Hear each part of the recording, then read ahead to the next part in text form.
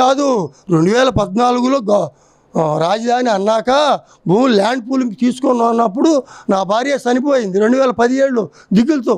అసలు భోజనం కూడా చేయలే. నేను అలాగే స్ట్రోక్ వచ్చి ఆపరేషన్ చేయించుకున్నా హార్ట్.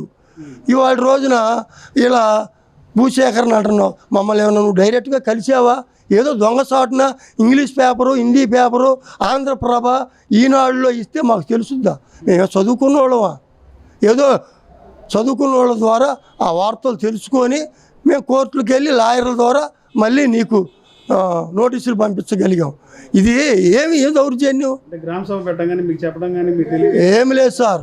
2 సార్లు గ్రామ సభలు అన్నారు, గ్రామ సభలు జరపాల, ఎత్తేసారు. మళ్ళీ ఎప్పుడు పెడతారో వాళ్ళ ఇష్టం. అసలు ఏంటండి ఇది?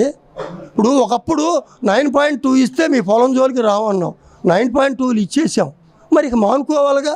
మమ్మల్ని ఇవాళ ఎందుకు నువ్వు ఈ రకంగా బాధిస్తున్నావు? లేదంటే మమ్మల్ని చంపేసాయి, పిస్టల్ తీసుకొచ్చి కాల్చి పారేసి మా భూములు తీసేసుకో.